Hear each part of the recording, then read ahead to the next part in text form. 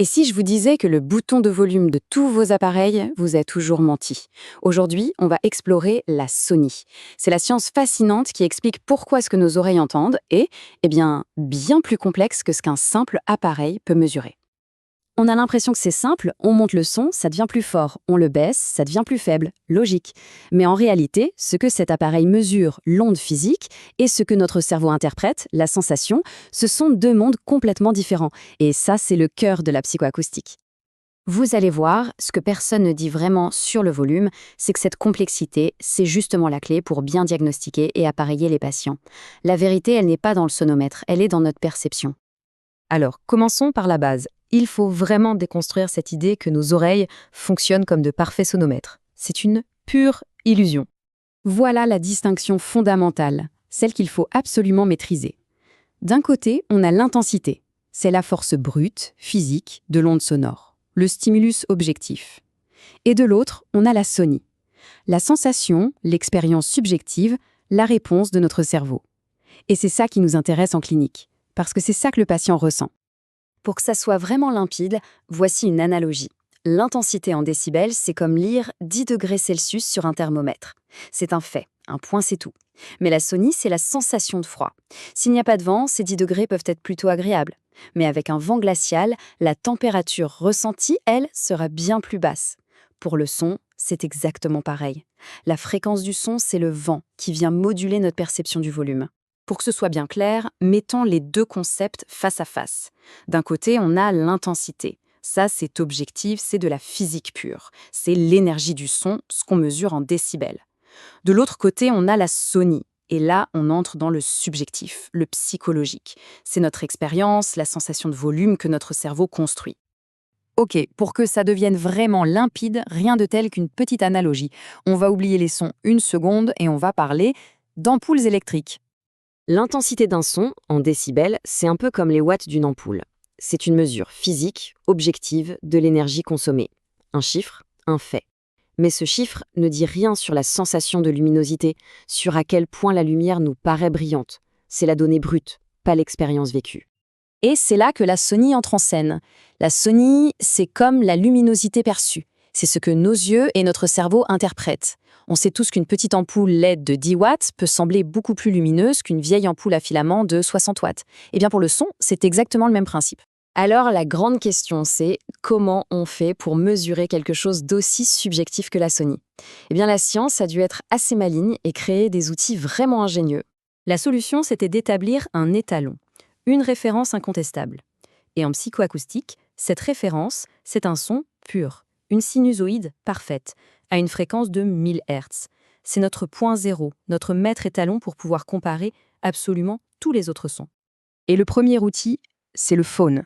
Mais attention, le phone ne mesure pas vraiment, il compare. Concrètement, on demande à un auditeur ce son à 500 Hz. À quel volume, en décibels, faut-il mettre notre son de référence à 1000 Hz pour qu'il semble avoir exactement le même volume? Si la personne répond 40 décibels, alors on dit que le son à 500 Hz a un niveau de sonie de 40 phone. C'est un jugement d'égalité, tout simplement. Et en répétant cette expérience des milliers et des milliers de fois avec plein de fréquences et d'intensités différentes, on obtient cette carte, les fameuses courbes d'égal sonie, aussi appelées courbes de Fletcher-Manson. Chaque ligne représente un niveau de volume perçu qui est identique. Et ce qui saute aux yeux, c'est que ces lignes, elles sont toutes sauf plates. Allez, on va zoomer sur une seule de ces courbes, celle de 40 phone.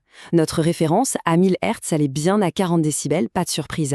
Mais regardez ce qui se passe à gauche, dans les basses fréquences. Pour qu'un son à 50 Hz soit perçu au même volume, il faut une intensité physique de presque 80 décibels. C'est énorme! Ça montre bien que notre oreille est beaucoup moins sensible au grave, en tout cas à ce volume. Et voici le point crucial. Regardez ce qui arrive quand on augmente le volume général. Les courbes s'aplatissent. À 100 phone, l'écart entre les basses, les médiums et les aigus se réduit énormément. Voilà l'explication scientifique de pourquoi la musique sonne mieux, plus riche, avec plus de basses quand on monte le fond. C'est simplement que notre perception des fréquences s'équilibre. Ok, on sait donc comparer des sons, mais si un patient dit « Docteur, ce bruit est 2 fois plus gênant qu'un autre », comment on quantifie ça?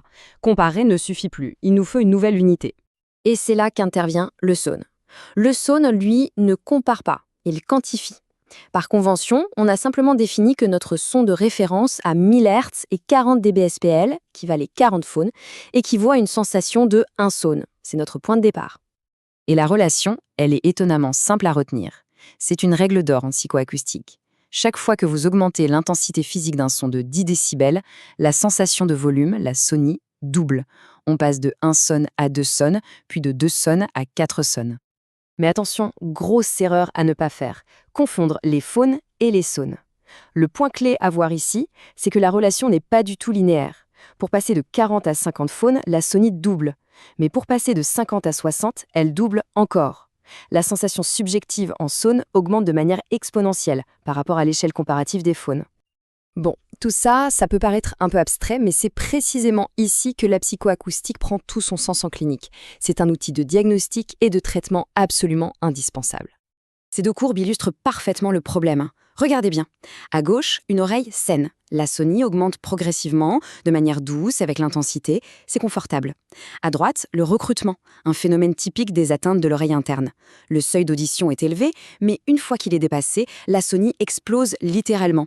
Un son qui est à peine modéré devient tout de suite insupportable. Et c'est pour ça que l'appareillage auditif, c'est tout un art. On ne peut pas se contenter de tout amplifier. Pour un patient avec recrutement, ce serait une véritable torture. L'aide auditive doit être réglée de manière ultra précise pour amplifier massivement les sons faibles pour qu'ils deviennent audibles, mais très peu, voire pas du tout, les sons forts. En fait, elle doit compresser la dynamique sonore du monde extérieur pour la faire entrer dans la fenêtre d'audition très très étroite du patient. Allez, pour être sûr que tout est bien clair, on va résumer ça en 4 piliers incontournables sur la sonie. Premièrement, la sonie est subjective. C'est une perception, pas une mesure physique. Deuxièmement, elle dépend de la fréquence. Nos oreilles ne sont pas des capteurs plats. Troisièmement, sa croissance est non linéaire, la fameuse règle des plus 10 décibels qui double la sensation. Et quatrièmement, et c'est le plus important pour nous, sa compréhension est absolument vitale en clinique pour le diagnostic et pour le traitement. Allez, un petit test rapide pour voir si les bases sont bien acquises. Quelle est notre fameuse fréquence étalon ? La bonne réponse est bien sûr la C, 1000 Hz. C'est le phare qui nous guide dans cet océan qu'est la perception sonore. Deuxième question, un peu plus clinique cette fois. Un patient décrit cette sensation de tout ou rien dans sa perception du volume. Quel est le diagnostic le plus probable ? La réponse, c'est B, le recrutement. Cette description clinique, c'est la signature même du recrutement. C'est vraiment l'exemple parfait qui fait le lien entre la plainte subjective d'un patient et un mécanisme psychoacoustique bien précis.